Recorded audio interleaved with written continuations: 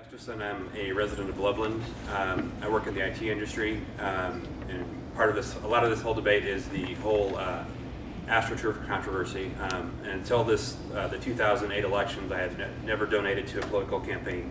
I donated to 3. Honestly, not yours.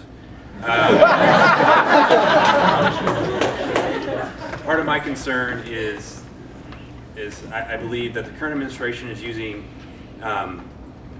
the politics of fear to rush all of these bills through Congress.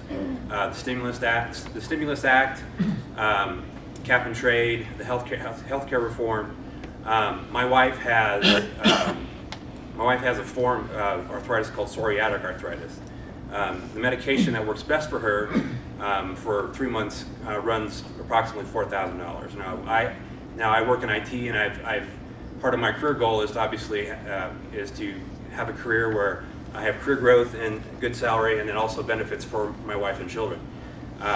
In the past 3-4 years, through upheaval in IT, I've been through 3 different jobs, and in that time I've had to, I've contracted for different companies. I've had to take a job where I commuted to Denver from Loveland, and I know that one of those during a year's time, private insurance will not pay for the medication that worked best for her. So I certainly don't want anything that the government, I wouldn't want to trust her care to the government. I'd rather take care of that myself and be responsible for her rather than trust the government. The government can't run Amtrak, Medicare, or Medicaid effectively. I don't see how I would trust this responsibility to them or to you. And the other thing I would say is that I don't endorse anything that would have the possibility of causing a great deal of the public to get thrust into the public option, if that even stays in this legislation. But I also would ask that when this legislation comes up, that you take the time to read it and you present a thorough analysis to your constituents, and not insult our intelligence by assuming that your vote for it is what's best for us.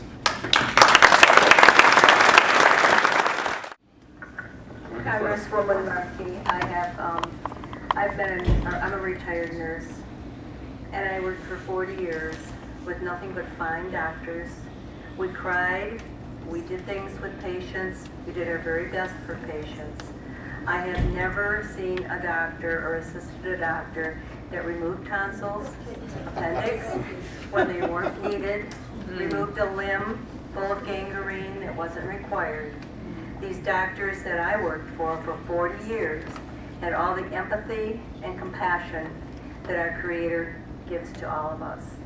But I again have to say, I never worked in an abortion clinic.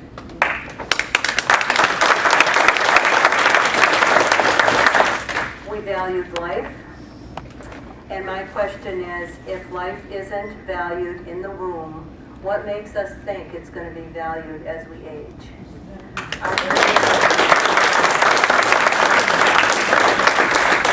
Our Creator gave us life, and only He has the right to take our life. My second point is this deficit, this balanced budget that is just out of control. Do you have children? Do you have nieces, nephews? People that you know that are going to be responsible for this huge debt, that are going to work the rest of their lives to pay what you're voting for? I would ask that you think twice, think 3 times, think who put you in office and what we ask of you. Be our speaker. If you could take this plan, then we'll stand behind you, but then only. Thank you. And I live in Fort Collins. Somebody mentioned earlier that this was about fairness, and I think that's pretty accurate. You can call it what you like. I think that the current phrase is social justice. For us, we the people, this is about common sense. This is about truth.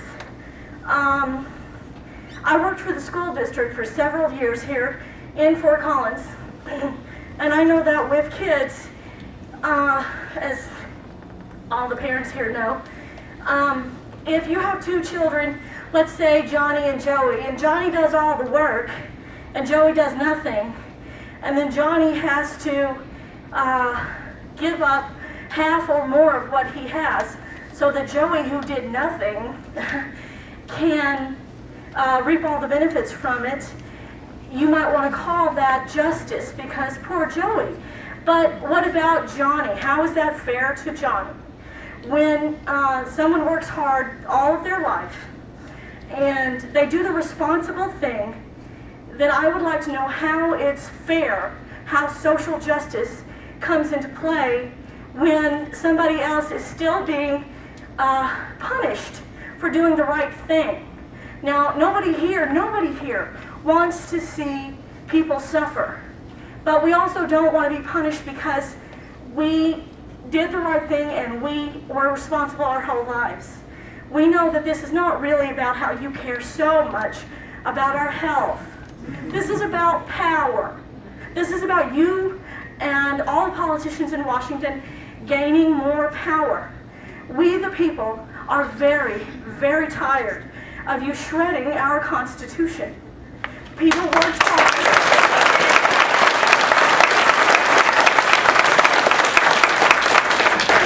People worked hard and have bled and died for this country and for our freedoms. People come from all over the world to live here just to have a chance at our freedoms. And for your own petty power, you want to throw it all away.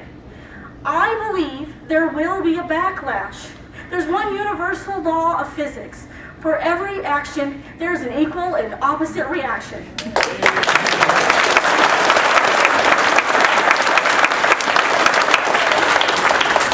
Standing here talking to you in front of all these people that I don't really know is nerve-wracking. This is not something I do every day. In my 43 years of life, I haven't been stirred to this kind of aggravation since I left my brothers and sisters.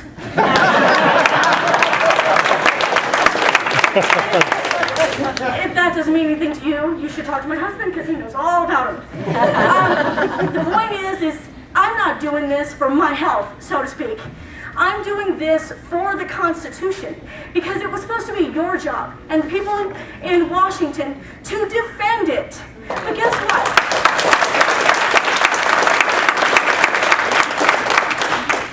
We have all been apathetic for far too long. It is clearly our job to defend it. So I suggest, if you do not wish to face the backlash, you remember the one universal law of physics, the equal and opposite reaction and action. And that's all I'm going to say.